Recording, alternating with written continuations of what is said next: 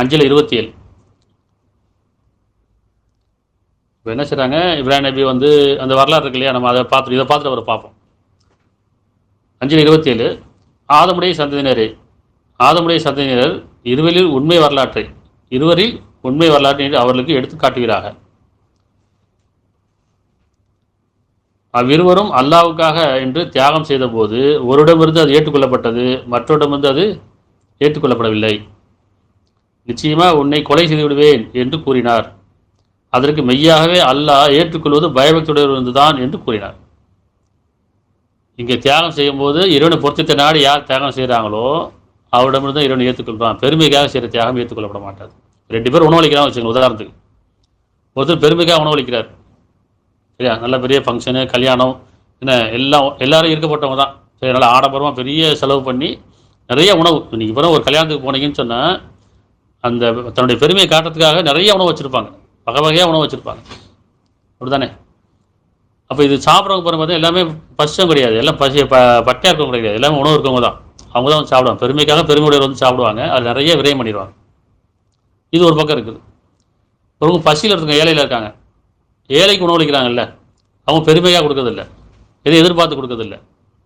அப்போ இவங்க யாருக்கா தியாகம் செய்ய, இறைவனை பொறுத்தத்தை நாடி தியாகம் செய்யறவங்க கொடுத்துருக்காங்க, இறைவனை பொறுத்தத்தை நாடி உணவளிக்கிறாங்க. இது மனிதனுடைய பெருமைக்காக உணவளிக்கிறாங்க. இதில் 2 எது இறைவனை ஏற்றுப்பான், எது இறைவனுக்கு பொருத்தமானது? பசித்துக்கு ஏழைக்கு உணவளிக்கிறது அல்லது தேவையுடையவர்களுக்கு அடைமொழி செய்கிறது, வறுமையில் இருக்கவங்களுக்கு உணவளிக்கிறது பொருத்தமானதா? அல்லது நான் ஃபங்க்ஷன்ற பேரில், கல்யாணன்ற பேரில் இன்றைக்கி வந்து நிறைய ஆடம்பரமாக உணவு விரயம் பண்ணி வீணடித்து அதை கூட வெளியே இலை போடும்போதே பார்த்தா அங்கே 4 பேர் 4 பசிச்சிருக்கவங்க வந்து அந்த இலைக்கிட்ட உட்காந்துருப்பாங்க சாப்பிட்றதுக்கு. அவங்களுக்கு கூட உணவு கொடுக்க மாட்டாங்க, ஏன்னா அங்கே கௌரவம் பாதிக்கும்.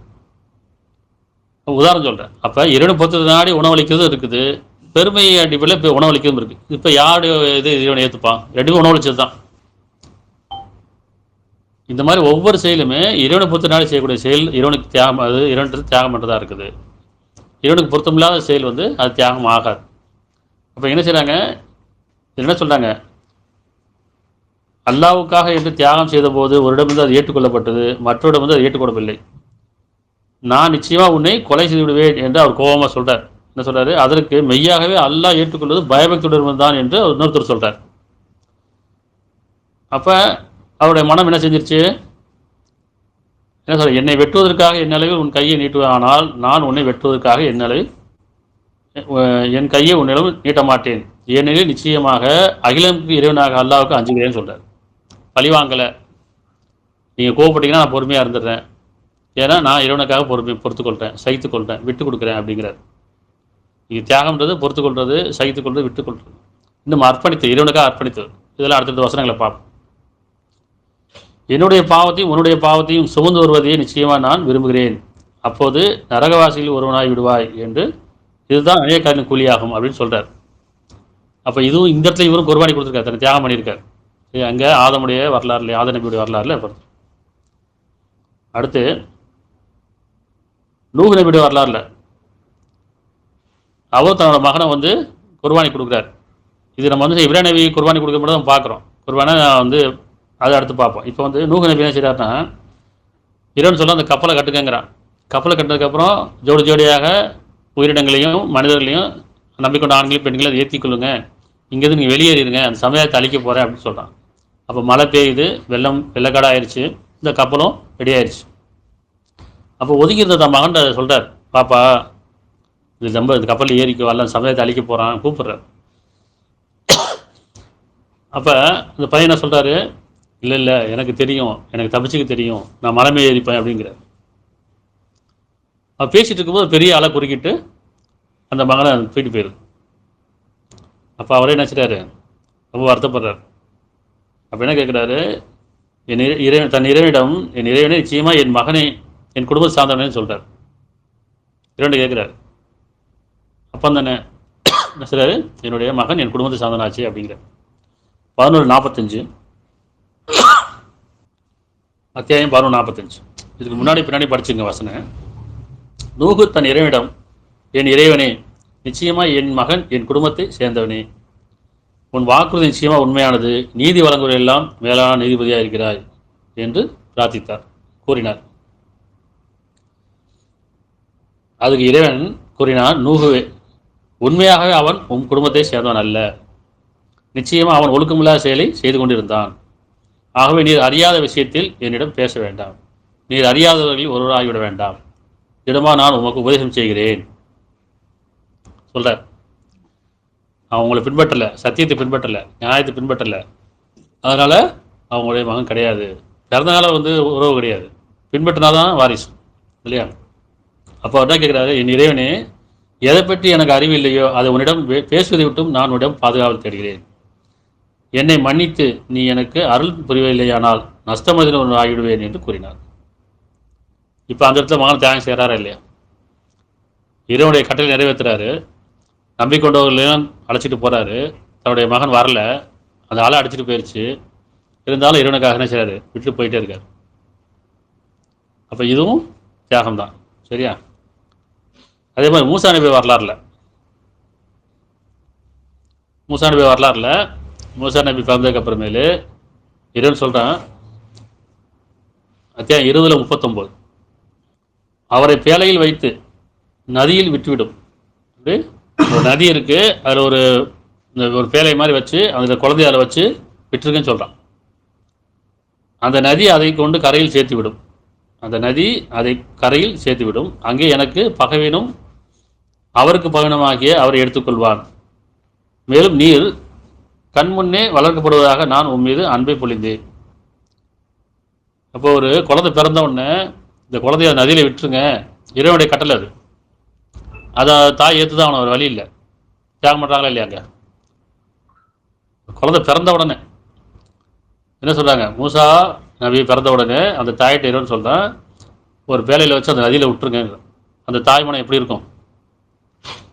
அப்போ இறைவனுக்காக தியாகம் செய்கிறாங்களா இல்லையா? இப்போ மூசாவின் தாயுடைய நெஞ்சம் வெறுமையாகிவிட்டங்களா? 28:10 அந்த நேரத்தில் என்ன இருக்குது, மூசாவுடைய தாயுடைய நெஞ்சம் வெறுமையாகிவிட்டது. நம்பிக்கொண்டவர்கள் இருப்பதாக நாம் அவள் இதயத்தை உறுதிப்படுத்தாத இருந்தால் அவள் அதை வெளிப்படுத்தியிருப்பாள். அந்த இறைவன் தான் அவங்க மனசை அமைதிப்படுத்தி கொடுக்குறான், ஆறுதல் படுத்தி கொடுக்குறான். என்ன சொல்கிறான், நான் திருப்பி உங்களை சேர்க்குறேன், உங்கள்கிட்டே சேர்த்துறேன். அப்போ அந்த இடத்துல இறைவனுடைய கட்டளைக்காக என்ன செய்கிறாங்க, அவனுடைய குழந்தையை தியாகம் செய்கிறாங்களா இல்லையா? அங்கே அதுவும் தியாகமாகும். அடுத்து மரியமுடைய வரலாறு 3:47. இதெல்லாம் ஒவ்வொரு வருஷம் படிக்கும்போது முன்னாடி பின்னாடி படிச்சுங்க, புரியும். இது உதாரணத்துக்காக எடுத்து சொல்கிறது, எடுத்துக்காட்டுக்காக. 3:47 கூறினார், என் இறைவனே, என்னை ஒரு மனிதனும் தொடாதிருக்கும் பொழுது எனக்கு எவ்வாறு ஒரு மகன் உண்டாக முடியும்? அதாவது அவருக்கு நற்செய்தி வானவர்னு சொல்கிறாங்க மரியம்கிட்ட, உங்களுக்கு எல்லாம் நற்செய்தி கூறியிருக்கிறான். அது என்ன நற்செய்தி அப்படின்னா, வானவர்கள் கூறினார்கள், மரியமே, நிச்சயமாக அல்லாஹ் தன்னிடமிருந்து ஒரு சொல்லை கொண்டு உமக்கு நற்செய்தி கூறுகிறான். 3:45 வானவர் கூறினார்கள், மரியமே, நிச்சயமாக அல்லாஹ் தன்னிடமிருந்து ஒரு சொல்லை கொண்டு உமக்கு நற்செய்தி தந்திருக்கின்றான். அவர் பெயர் மரியமின் மகன் ஈசா, மசீஹ் என்பதாகும். அவர் இவ்வுலக வாழ்விலும் இறுதி நாளிலும் கண்ணியமுடையவராகவும் நெருங்கியில் இருப்பவராகவும் ஒருவராக இருப்பார், இறைவனுக்கு நெருக்கமானவராக இருப்பார். அதுக்கு அவங்க என்ன கேட்குறாங்க, என் இறைவனே, என்னை ஒரு மனிதனும் தொடாது இருக்கும் பொழுது எனக்கு எவ்வாறு ஒரு மகன் உண்டாக முடியும்? இறைவன் கூறினான், அப்படித்தான் அல்லாஹ் தான் நாடியதை படைக்கின்றான். அவன் ஒரு காரியத்தை தீர்மானித்தால் அவன் அதனிடம் கூறுவதெல்லாம் ஆகு என்று கூறுவான், உடனே அது ஆகிவிடும். அப்போ அந்த இடத்துல பாருங்க, இன்னைக்கு சமயம் ஒத்துக்குமா? எவ்வளோ பெரிய தியாகம் அது! திடீர்னு வானவர்கிட்ட செய்தி வருது, இறைவன்கிட்ட செய்தி வருது, உங்களுக்கு ஒரு குழந்தை பிறக்கும்னு சொல்லி. அந்த இடத்துல அவன் என்ன சொன்னான் உங்களுக்கு? அது எப்படி இந்த சமயம் ஒத்துக்குமா அப்படின்னு தோணுமா இல்லையா? அவங்க மனசு எப்படி இருக்கும்? ஆனால் இறைவனுக்கு என்ன ஏற்றுக்கிறாங்க, சமயத்தில் கவலைப்படலை, தியாகம் பண்ண அந்த வாழ்க்கை தகவல் பண்ணுறாங்க, அர்ப்பணிக்கிறாங்க. அப்போ கேட்குறாங்க, ஒரு ஆணும் தொடாது இருக்கு, கல்யாணம் ஆகலை, இல்லை ஒரு ஆணும் தொடலை, ஆண் தொடாமல் எப்படி குழந்தை பிறக்கணும்? அது இப்படி தான் ஆகும். ஏன்னா ஆதாம படைக்கும்போது ஆகன்ற மரத்தை படைத்தான், அங்கே ஆண் பெண்லாம் கிடையாது. ஆதமுக்கு துணை படைக்கும் போதும் அங்கே ஆண் பெண்லாம் கிடையாது. ஆகன்ற மதத்தில் படைத்தான். இறைவனுக்கு படைக்கிறதுக்கு எந்த ஒரு வஸ்தும் தேவையில்லை. ஆகன்ற மதத்தில் படைக்கக்கூடியவன். அப்படி உதாரணமாக என்ன செய்கிறான், மரியமுக்கு ஆகன்ற மதத்தில் படைக்கக்கூடியதான். அப்போ அந்த இடத்துல அவங்க தியாகம் பண்ணுறாங்க, தன்னோட வாழ்க்கை தியாகம் பண்ணுறாங்க. இப்போ இப்ராஹிம் நபியுடைய வரலாறு வந்து 37 100 இருந்து, அத்தியாயம் 37 100 இருந்து. என்னுடைய இறைவனே எனக்கு ஒரு மகனை தந்தருள்வாயாக. இப்ராஹிம் நபியுடைய வரலாறுலாம் படிச்சிருப்பீங்களே. அவர் ஒரு சிலை வழிபாட்டில் இருந்தவங்க. அவங்க சிந்திக்கிறாங்க, எப்படி நாம் இதை போய் கடவுள் வாங்கிட்டு இருக்கோமே, இதை பிரார்த்தனை பண்ணிட்டு இருக்கோமே, இது எப்படி கடவுளாகவும் சிந்திக்கிறாங்க. தன் தாப்பனார்கிட்ட கேட்குறாங்க, தன் சமுதாயத்தை கேட்குறாங்க, அவங்கள்ட்ட பதில் கிடையாது. உடனே அவரே சிந்திக்கிறார். இரவு பார்க்குறாரு, இரவு மூடிக்கொள்ளுது. நிலவு பார்க்குறாரு, ஓ இதுதான் இறைவனாக இருக்கும்னு நினைக்கிறாரு. அப்புறம் அது மறையும் போது அது இறைவன் இல்லை அப்படின்னு இருக்காரு.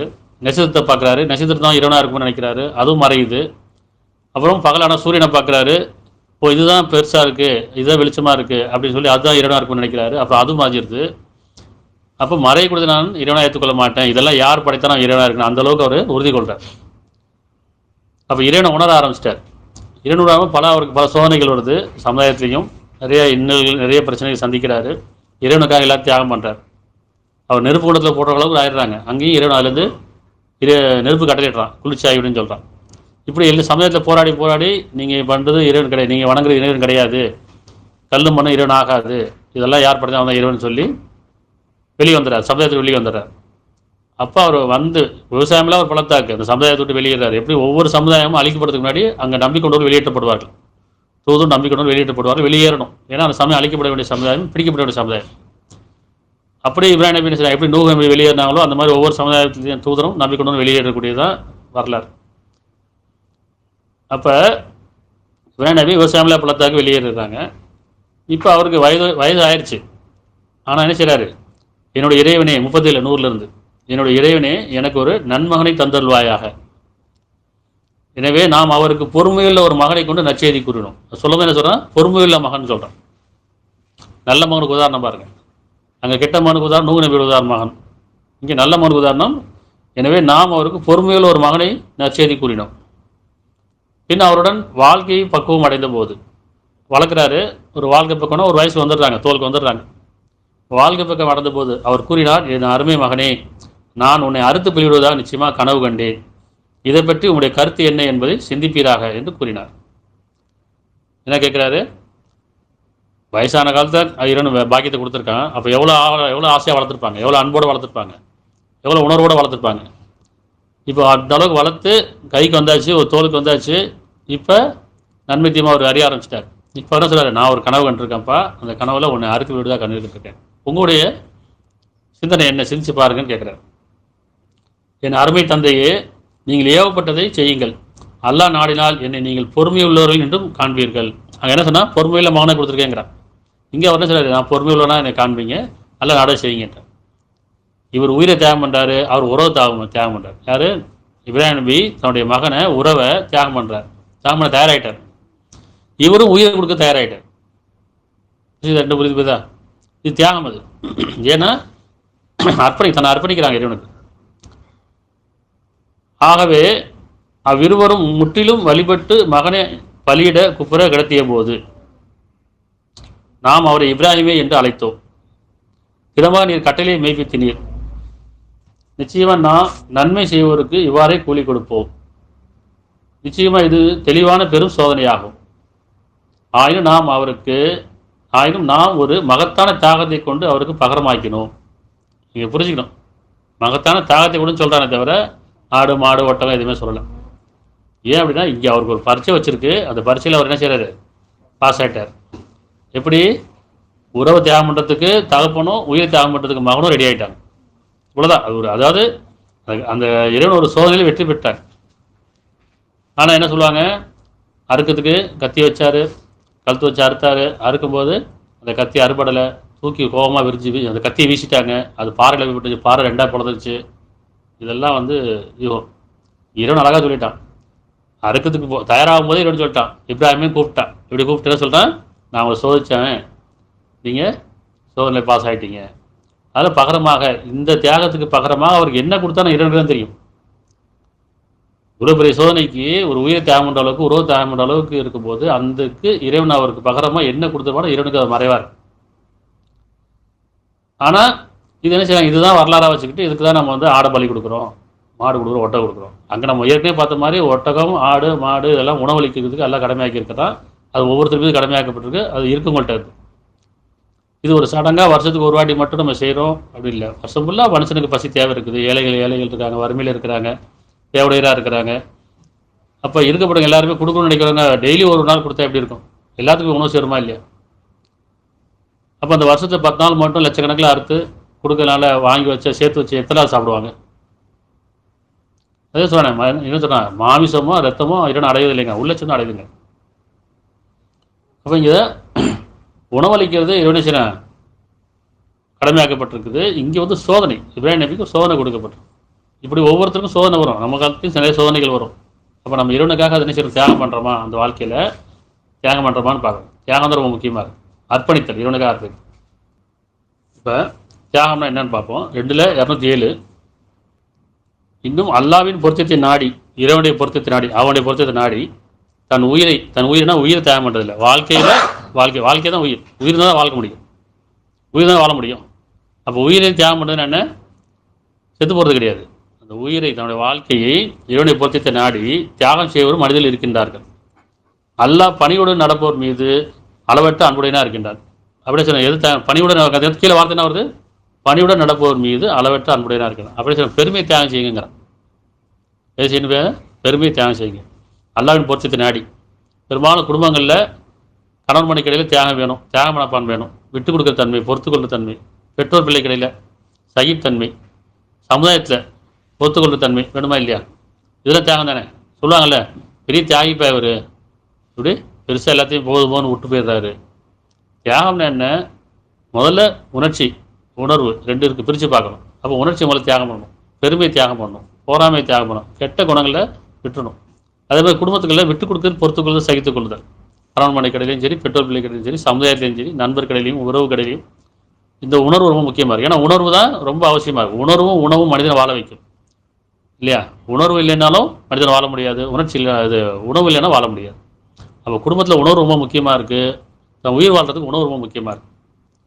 அப்போ தியாகம் என்ன? இப்போ அல்லாவின் பொருத்தத்தை நாடி தன் உயிரை, தன்னுடைய வாழ்க்கையை தியாகம் செய்வதும் மனிதர்கள் இருக்கின்றனர். அல்லாஹ் பணிவுடன் நடப்போர் மீது அளவற்ற அன்புடையனா இருக்கின்றான். அப்போ என்ன தியாகம்? பெருமை தியாகம் செஞ்சால் இறைவன் அன்புடையனா இருக்கான்னு அர்த்தம். 49:15 நிச்சயமாக நம்பிக்கையாளர்கள்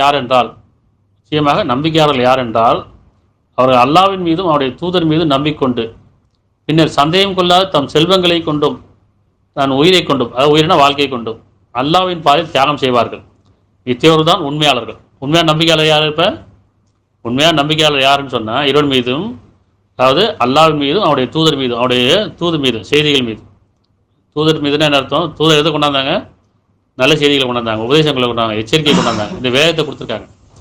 அப்போ இன்னைக்கு அந்த வேதத்தின் மீது, அவருடைய தூதர் மீது நம்பிக்கொண்டு பின்னர் சந்தேகம் கொள்ளாது, கொஞ்சம் கூட சந்தேகம் கொள்ளாது, இது வாக்களிக்கப்பட்ட எல்லாத்தையுமே இந்த வேதத்தின் மீது சந்தேகம் கொள்ளாது தம் செல்வங்களையும் கொண்டும். செல்வங்கள் என்ன? இப்போ பணம் பொருள் இல்லை, நம்ம ஏற்கனவே பார்த்தோம் இல்லையா? வேளாண்மை இருக்குது, விவசாயம் இருக்குது. அப்போ நம்ம கொடுக்கப்பட்ட தானியம், உணவு, கால்நடைகள் இல்லை, அந்த செல்வங்களை கொண்டும் தம் உயிரை கொண்டும் அல்லாவின் பாதை தியாகம் செய்வார்கள். அவன் அறிவித்த அந்த பாதையில் தர்மம் செய்வாங்க, தியாகம் செய்வாங்க. அப்படிங்கிற இத்தவர் தான் உண்மையாளர்கள். 4:69 யார் அல்லாவுக்கும் அவன் தூதருக்கும் கீழ்ப்படுத்தி நடக்கிறார்களோ, யார் அல்லாவுக்கும் அவனுடைய தூதருக்கும் கீழ்ப்படுத்தி வாழ்கிறார்களோ அவர் அல்லாவின் அருளை பெற்ற நபிமார்கள், சத்தியவான்கள், தியாகிகள், நன்னறியார்கள் ஆகியோருடன் இருப்பார்கள். இவர்கள் தான் மிக அழகான தொடர் ஆவார்கள். யார் அல்லாஹ் தூதரும் கீழ்ப்படிந்து வாழ்கிறோமோ, இன்னும் அல்லாஹ்வின் அருளை பெற்ற நபிமார்களோடையும் தியாகிகளோடையும் சத்தியவான்களோடையும் நன்னறியாரோடையும் இருப்பார்கள் சொல்கிறாங்க மர்மையில். இங்கேயும் இறைவன் சேர்த்து வைப்பான். இறைவன் நாடுனா இவர் அழகான தோழர்கள் சொல்கிறான். எனவே மறைவாக்கப்பட்ட வாழ்க்கைக்காக, மறுமைன்றது மறைவானது, நாளைய வாழ்க்கையும் சரி மறுமையும் சரி, இறப்புக்கு அப்புறம் வாழ்க்கை இருக்குன்னா அது மறைவானது. நம்பிக்கை தானே, எல்லாத்துக்கும் கடவுள் நம்பிக்கை எதுக்கு இருக்குது? மரணத்துக்கு அப்புறம் ஒரு வாழ்க்கை இருக்குது, அங்கே பாவத்துக்கான கூலி கொடுக்கப்படும், புண்ணியத்துக்கான கூலி கொடுக்கப்படும், அங்கே சொர்க்கம் இருக்குது, நரகம் இருக்குது, தான் நம்பிக்கை. அது கூட தானே உள்ளட்சம், அது கூட தானே பயம். அந்த நம்பிக்கையில வச்சுக்கலாம், எப்படியான வாழ்ந்துட்டு போயிடலாம். வரமீறி வாழலாம், பெருமை கொண்டு வாழலாம், அநியாயம் பண்ணி வாழலாம். ஏன்னா அங்கே தான் கூலி கொடுக்கப்பட மாட்டாதுன்னு சொன்னான். மரணத்துக்கு அப்புறம் வாழ்க்கை கிடையாது, அங்கே சொர்க்கமும் கிடையாது, நரகம் கிடையாதுலாம், பொய், இறைவனும் கிடையாது அப்படின்னு சொல்லி வாழக்கூடியவங்க எப்படி வேணால் வாழ்ந்து போயிடலாம்ல. ஆனால் இங்கே மனசாட்சி நம்ம சொல்லுதே, இது தப்புப்பா, இது சரி, இது நியாயம். அந்த மனசாட்சி ஏன் சொல்லுது? அந்த மனசாட்சி சொல்லுது, இல்லை உனக்கு ஒரு கூலி கொடுக்கப்பட நாள் இருக்கு, அந்த நாளுக்கு கட்டுப்பட்டுக்கோ, நியாயவனோட ஒரு வாழ், உள்ளத்தோட வாழ், இல்லையா? அப்போ எனவே மறைவாக்கப்பட்ட 4:74, எனவே மறைவாக்கப்பட்ட வாழ்க்கைக்காக உலக வாழ்க்கையை தியாகம் செய்பவர்கள் அல்லாவின் பாதையில் அறப்போர் புரிவார்களாக. உலக வாழ்க்கைன்னா இது உலக வாழ்க்கை ஒரு சோதனை களம், இது அழியக்கூடியது, நிலையானது கிடையாது. உங்களை நான் வீணுக்கு விளையாட்டுக்கு படைக்கவில்லை, இந்த உலக வாழ்க்கை வீணு விளையாட்டு பண்ணி வேறு இல்லைங்கிறான். யார் நிலையானவும் கிடையாது, இல்லை நிரந்தரம் யார் இருந்துட்டு எவ்வளோ கோடி கோடி சேர்த்து வச்சாலும் சரி, எவ்வளோ பொருள் இருந்தாலும் புகழ் இருந்தாலும் அதிகாரம் இருந்தாலும் எதுவுமே பயந்துடா இறைவனிடத்தில். அப்போ இறைவனிடத்தில் பயந்துடக்கூடியது என்ன? அழகை செயல், நல்ல உணர்வு. அப்போ எனவே மறைவாக்கப்பட்ட உலக வாழ்க்கையில் தியாகம் செய்பவர்கள் அல்லாவின் பாதையில் அறப்போர் புரிவார்களாக. யார் அல்லாவின் பாதையில் இறக்க நேரிட்டாலும் சரி அல்லது வெற்றி அடைந்தாலும் சரி, அவர்களுக்காக நாம் விரைவில் மகத்தான கூலியை கொடுப்போம். தியாகம் செய்யுங்கிற அந்த உலக வாழ்க்கையில் என்ன தியாகம் செய்யணும்? குணநலங்களை பேணிக்கணும், குணக்கேடுகளை தியாகம் செய்யணும். கொடுக்கப்பட்டதில் வந்து மற்றவங்களுக்கு கொடுக்கணும். உங்களுக்கு போக விதமான மற்றவங்க கொடுங்க. தியாகம்னா என்ன? எனக்கு தேவை இருந்தாலும் மற்றவங்க கொடுக்குறது, அல்லது என் தேவையும் மற்றவங்க கொடுக்குறது, சேர்த்து வைக்காமல் மற்றவங்களை வாழ வைக்கிறது, மற்றவங்க தேவைகளை அடைபடி செய்கிறது. மனதை வாழ வைக்கணும், உயிரை வாழ வைக்கணும். பெரும்பாலும் மனதை காயப்படுத்துகிறோம், உயிரை சாகடிச்சிடும். மனிதர் கிடையாது, மனிதன் தான் வாழ்க்கைக்குரியவன். மனிதன் தான், மனிதன் வாழ்றது தான் அகிலம் படைக்கப்பட்டிருக்கு. எல்லா படைப்பும் அவனுக்காக தான் படைக்கப்பட்டிருக்கு. ஆனால் நீங்கள் சில மனிதர்களில் பகமையை வெறுப்போம், ஒருத்தர் காயப்படுத்தி மனசை சாகடிச்சு, இன்னும் உயிரை சாகடிச்சு, மனம் செத்தாலும் உயிர் செத்தப்பான் மாதிரி தான் சொல்லுவாங்களே, நான் செத்த படமாக வாழ்கிறேன் பண்ணுவாங்க. என்ன அர்த்தம்? என் மனசு அவளை காயப்பட்டுச்சு சொல்லுவாங்களே இல்லையா, மனசு அவன் நொந்து போச்சு, அதுக்கப்புறம் அந்த உயிரை மாற்றிப்பாங்க. அவன் உயிரை வாழ வைக்கணும், மனசை வாழ வைக்கணும், மனசை வாழ வைக்கணும், உணரை பேணி கொள்ளணும். இப்போ அதுக்கு தியாகம் செய்யணும். 6:162 மெய்யாகவே என்னுடைய இறை வழிபாடும். யார் சொல்கிறா? நபி சொல்கிறாங்க, முகமது நபி சொல்கிறாங்க, கூறும் மெய்யாக என்னுடைய இறை வழிபாடும், என்னுடைய தியாகமும், என்னுடைய வாழும், என்னுடைய மரணமும் அனைத்தும் அகிலில் இறைவனாகிய அல்லாவுக்கே சொந்தமாகும். இதுதான் நம்முடைய வாழ்க்கையாக இருக்கணும். இப்படி நம்ம யார் நம்மளை படைத்தானோ அவன் நோக்கம், படைப்பின் நோக்கம் என்னவோ அந்த நோக்கத்துக்காக வாழ்கிற போது நம்ம எல்லாம் தியாகம் பண்ணி தான் ஆகும், விட்டு கொடுத்தா ஆகணும், பொறுத்துக்குள்ளதான் ஆகணும், சகித்துக்குள்ளதான் ஆகணும். இதுக்கான கூலி இருக்குது. அப்போ என்னுடைய இறை வழிபாடு, இறைவனை வழிபடுறது, மனசாட்சி கட்டுப்பட்டு வாழக்கூடியது. இறை வழிபாடு இறைவனை வழிபடுறதுன்னு அர்த்தம். என்னுடைய தியாகம், நான் இந்த உலகத்தை செய்யக்கூடிய ஒவ்வொரு தியாகத்துக்கும் நான் கூலி இருக்குது. என்னுடைய வாழ்வு இறைவனுக்காகவே வாழணும், அவன் படைத்த நோக்கம் எதுவோ அதுக்காக வாழணும், என்னுடைய போக்கில் வாழக்கூடாது. என்னுடைய மரணம் அவன் பொருத்தி கொண்டு தான் இருக்கணும், நான் அவனை பொருத்தி கொண்டு தான் இருக்கணும். ஒவ்வொருத்தரும் என்ன செய்யணும்? என்னை பற்றி அவன் பொருத்திக்கணும், அவனை பற்றி நான் பொருத்திக்கணும். படைப்பின் நோக்கம் அதுதான். அப்போ கூறுவீராக மெய்யாகவே என்னுடைய இறை வழிபாடும், என்னுடைய தியாகமும், என்னுடைய வாழும், என்னுடைய மரணமும் அனைத்தும் அகிலின் இறைவனாய் அல்லாஹ்வுக்கே சொந்தமாகும். அவனுக்கு யாதொரு இணையும் இல்லை. இதை கொண்டு நான் ஏவப்பட்டுள்ளேன். சமாதத்தின்பால் வழிபட்டவரில் நான் முதன்மையானவன். இது ஒவ்வொருத்தருடைய பிரார்த்தனை இதுவாக இருக்கும். தூதரை தான் சொல்கிறாங்க, அவியா தான் சொல்கிறாங்க. 6:162 163. இப்போ உணவளிக்கிறது ஒவ்வொருத்தருக்கும் தேவை இருக்குது. என்ன சொல்கிறான் இறைவன் வந்து? அகபாவை கடக்கவில்லைன்னு சொல்கிறான். அகபானா என்ன? 90 10 10 அன்றியும் இரு பாதைகளே நாம் அவனுக்கு காண்பித்தோம். இரு பாதைகளை, நன்மை தீமை இரு பாதைகளை, உணர்வு உணர்ச்சி இரு பாதைகளை, அருளும் பொருள் இரு பாதைகளை, அறிவு ஞானம் இரு பாதைகளை, இம்மை மறுமை இரு பாதை, இல்லையா? இறைவனும் இணைவிப்பும். இந்த இரு பாதைகள் நன்மை தீமை பிரித்து வச்சுருக்காங்க, ரெண்டும் பிரிச்சிருக்கேன், ரெண்டே தான்.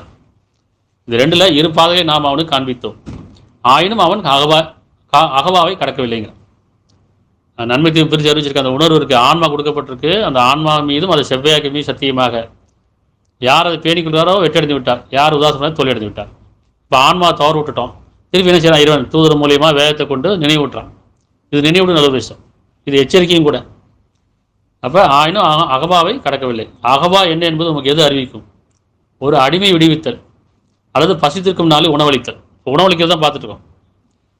இது ஒரு அடிமை விடுவித்தல். அடிமை விடுவித்தல் என்னதான்? இன்றைக்கி அடிமை யார் அப்படின்னா, இன்றைக்கி நமக்குள்ளேயும் நம்ம அடிமையாக வச்சுருக்கோமா இல்லையா? கணவன் மனை கடையில் அடிமை இருக்குது, பெற்றோர் பிள்ளை கடையில் இருக்குது, உறவு கடையில் இருக்குது, முதலாளி தொழிலாளி கடையில் இருக்குது, வறுமையும் பெருமை கடையில் இருக்குது. அடிமை இருக்கா இல்லையா? வேலை செய்கிறவனை விட்டு நடத்துக்கிறோம், அடிமையாக நடத்திக்கிறோம். அது கடன்பட்டவங்களை அடிமையாக நடத்திக்கிறோம். அப்போ அடிமை என்ன அர்த்தம்? இன்றைக்கி காலகட்டங்களில் அடிமையான இதுதான் அடிமை. கணவன் மனைவிகளை அடிமைத்தனம் இருக்கக்கூடாது, அடிமையாக நடத்திக்கூடாது, பெற்றோர் பிள்ளை கடையில் இருக்கக்கூடாது, யார் நமக்கு பயப்படணும்னு நினைக்கக்கூடாது, இறைவனுக்கு பயப்படுவதாக ஆகிடும். அவங்களுக்கு பொறுத்து கொண்டு சைத்துக்கு விட்டு கொடுத்தும் என்ன செய்யணும், அவங்களுக்கு மன்னிச்சு பழகிட்டோம்னா அந்த அடிமைத்தனம் போயிடும். இன்றைக்கி நிர்பந்தமான வாழ்க்கையில் நிறைய பேர் வாழ்கிறாங்க இல்லையா? அப்போ அந்த நிர்பந்தத்திலிருந்து விடுவிக்கிறது ஒரு அடிமையை விடுவித்தல் அல்லது பசித்திருக்கும் நாளில் உணவளித்ததாகும். உறவினரான ஒரு அனாதைக்கோ அல்லது பசியின் கொடுமையில் வாழும் ஒரு ஏழைக்கோ பின்னர் நம்பிக்கொண்டு பொறுமையை கொண்டும் ஒருவருக்கொரு உபதேசம் செய்தும் இறைவனின் அருளை கொண்டும் ஒருவருக்கொரு உபதேசம் செய்து வந்தது இருப்பதாகும். அகவா கடப்பன இதுதான். அகவான என்ன? தீமையிலேருந்து கடந்துருங்கிறான், நரகத்து அந்த இதுலேருந்து கடந்துருங்க, நன்மையின் பக்கம் வந்திருக்கேங்கிறான், இன்னும் கடக்கவே இல்லைங்கிறான். இதெல்லாம் செஞ்சு தான் கடக்க முடியும். எப்படி? பொறுத்துக்கொள்றதும் சகித்துக்கொள்றதும் விட்டுக்கொள்வதும் தன்னை அர்ப்பணிக்கிறதும் தியாகம் செய்கிறதும் இன்னும் ஒரு அடிமையை விடுவித்ததும் பசித்திருக்க ஏழைக்கு உணவளிப்பதும் உணர்வளிப்பதும் இதெல்லாம் வந்து அகவா கிடக்கிறதுங்க. அடுத்து அவங்க எப்படி இருப்பாங்கன்னு சொன்னால் 76 8 9 76 மேலும் அவன் பொருத்தத்துக்காக ஏழைக்கும் அனாதைகளும் சிறைப்பட்டவர்களும் உணவளிப்பார்கள்.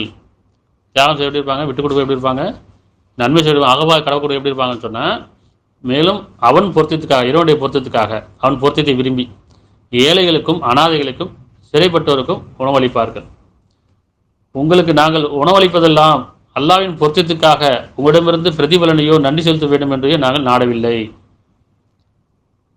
அப்போ இறைவனுடைய பொருத்தத்தை நாடி யார் தியாகம் செய்கிறாங்களோ, நன்மை செய்கிறாங்களோ, தன்னிடமிருந்து பிறருக்கு உதவி செய்கிறாங்களோ, இதெல்லாம் தியாகம் தான். அப்படிதானே? வெறும் பலியிடுவது மட்டும் தியாகமா? குர்பானின்னா வார்த்தை என்ன, தியாகம் செய்யுதுன்னு அர்த்தம். குர்பானி நம்ம என்ன ஆடு இருக்குது, மாடு இருக்குது, ஒட்டம் இருக்குது, பலியிடுறது மட்டும் நினச்சிட்டு இருக்கோம். அதனால் உங்களுடைய மாமிசமும் ரத்தமும் அவன் உருவம் அடையவில்லைங்கும் போது உணர்வும் உள்ளட்சம் தான் தேவையாக இருக்குது. இப்போ மனிதர்களில் மனிதராக வாழ்கிறதுக்கு உணர்வு ரொம்ப அவசியமாக இருக்குது. அதனால் உணர்ச்சியை தியாகம் பண்ணுங்கள், பெருமையை தியாகம் பண்ணுங்கள், போட்டி போராமை தியாகம் பண்ணுங்கள், உணர்வை பேணிக்கொள்ளுங்கிறான். விட்டு கொடுக்கறதும் பொறுத்துக்கொள்வதும் சகித்துக்கொள்வதும் இது யாருக்காகனா இறைவனுக்காக அர்ப்பணித்துக் கொள்ளுங்க. அவங்களே என்னுடைய வாழ்வும் என்னுடைய மரணமும் என்னுடைய தொழுகையும் குர்பானியும் இறைவனுக்காக அர்ப்பணித்துக் கொள்ளுங்க. ஏன்னா படைப்பு நோக்கம் அதுதான், உங்களை அழைக்க சொல்றது யார்? அதனால் தியாகம் அப்படிங்கிறது குர்பானி அப்படிங்கிறது, இந்த குர்பானிங்கிறது அரபி வார்த்தையாக இருக்குது, தமிழில் தியாகம். தியாகம்னா என்ன? ஒவ்வொரு நிமிஷமும் ஒவ்வொரு எண்ணமும் ஒவ்வொரு செயல்லையும் தியாக மனப்பான்பு வேணும். மனிதனாக பார்க்கணும், அவன் உணர்வை பேணிக்கொள்ளணும். யாரோட உணர்வையும் நம்ம வந்து புண்படுத்தக்கூடாது, காயப்படுத்தக்கூடாது. அது குடும்பத்திலிருந்து ஆகணும், இன்னும் உறவுகளையும் சரி, இன்னும் நட்புலையும் சரி, சமுதாயத்திலையும் சரி. இதை நம்ம பேணிக்கொண்டோம்னு சொன்னால் இது தியாகம் தான் இல்லையா? அதில் நிறைய உணர்வு இறைவன் அறிவிப்பான். இது மட்டும் இல்லை, நிறைய குர்ஆன் படிக்க நிறையா வந்து நமக்கு உணர்வுகள் அதிகமாகிட்டே இருக்கும், தியாக மனப்பான்மை அதிகமாக இருக்கும், நம்முடைய நல்ல குணங்களும் அதிகமாகும், தீய குணத்தை பாதுகாக்கப்படும். அதனால் இப்போ நம்ம எதை பலி கொடுக்குமோ, இப்போ கெட்ட குணங்களை பலி கொடுத்துருவோம், நல்ல குணங்களில் இறைவன்கிட்ட கேட்போம், வாழ வைக்கிறதா இறைவன்கிட்ட கேட்போம். அதை தியாகம் செய்வது ஒவ்வொருத்தையுமே கடுமையாக்கப்பட்டிருக்கு. உணவளிக்கிறது தான் பிரதானம். அதனால் கால்நடைகள்லேருந்து உணவளிக்கிறது, ஒரு ஆடு அறுத்தா எத்தனை பேர் உணவு சாப்பிட்லாம் அப்படிங்கிறத இறைவனுக்கு காட்டும். ஒரு மாடு அறுத்தா அது எத்தனை பேர் உணவு கொடுக்கலாம். இதையே நம்ம கறியாகவே கொடுக்குறோம், அதை வந்து பிரியாணி ஆக்கி நல்லபடியாக. ஏன்னா வெறும் எல்லாருமே போய் கறியை கொடுத்துட்டோம்னு சொன்னால் ஏழைங்களுக்கு வாங்கி சேர்த்து வைப்பாங்க, அடுத்த செலவுக்கு என்ன செய்வாங்க, அதை நல்ல விஷயம் உணவாக ஆக்கி அப்படியே ஒரு பிரியாணியோ இல்லை என்னமோ நமக்கு அது வந்து தயார் பண்ணி கொடுக்குமென்னாவும் அவங்க வாங்கி அப்படியே சாப்பிட்டுப்பாங்களா இல்லையா? அதனால் அதையும் புரிஞ்சுக்கிட்டோம். ஏன்னா நம்ம வந்து வெறும் எல்லாருமே இப்போ வந்து யார் கொடுக்கணும் முதல்லன்னா நமக்கு அதில் நீங்களும் உன்னை கொடுங்கன்னு சொல்லிட்டு அவ்வளோ முடிஞ்சு போச்சு. நமக்கு தேவையான மணி எடுத்து அதை எல்லாத்துக்கும் கொடுத்துடணும். ஆனால் பெருமைக்காக நினச்சா உறவுக்காரன் கொடுக்கணும்னு சொல்லி அவங்கள நான் அர்த்தம் நீனும் அர்த்தியா அப்படின்னு பெருமைக்காக கொடுக்க கிடையாது. கொடுக்க வேண்டிய யாருக்கு? ஏழைகளுக்கு. அப்போ இறைவனுக்காக என்ன செய்கிறோம், ஒரு தியாகம் செய்ய அர்த்தம், பெருமைக்காக செய்யக்கூடாது. எப்படி கல்யாணம் காட்சின்னு சொல்லி பெருமைக்காக மற்ற உணவளித்து விரயம் பண்ணுறதை விட தேவையுடைய நடைமுறை பசியில் இருக்கவங்களுக்கும் வறுமையில் இருக்கவங்களுக்கும் அந்த உணவு போய் சேரணும். அது இறைவன் பொருத்தத்தை நாடி செய்யக்கூடிய செயல். ஆனால் நம்முடைய செயல் எதுவும் நன்மையாக மாறணும், தீமையாயிடக்கூடாது அப்படின்றத பிரார்த்தனை வச்சுக்கலாம். இன்னும் மேலே ஞானத்தை கொடுப்பான். என்னென்னா ஒவ்வொரு மதத்துலையும் சடங்கு இருக்குது, பலியிடுறது இருக்குது, அது மதத்துக்கு தகுந்த மாதிரி ஒரு சடங்காக இருக்கும். இங்கே இறைவன் சடங்கு போதிக்கலை, மதத்தையும் போதிக்கலை, மன உணர்வுகளை தான் அதிகப்படுத்தி சொல்கிறான். நீங்கள் மதம் கடந்து நம்ம வாழணும், மனிதனா வாழணும் அப்படிங்கிறத இங்கே விஷயமே தர இறைவனுடைய நோக்கமே வந்து மனிதர்களாக வாழணும். அதனால் இறைவனே எங்களையும் என் குடும்பத்தாரையும் சந்ததிகளையும் நம்பிக்கொண்ட ஆண்களையும் பெண்களையும் தியாக மனப்பான்மையோட உனக்கு அர்ப்பணித்தவர்களாக எங்களுடைய வாழ்வும் மரணமும் தொழிலையும் குர்பானை உனக்குரியதாக ஆக்கிய இறைவனே, நீயும் எங்களை புரிந்து கொள்வாயாக. எல்லா புகழும் அகிலங்களையும் எங்களுக்காக படைத்து பரிபாலிப்பான அல்லாஹ்வுக்கே உரியது.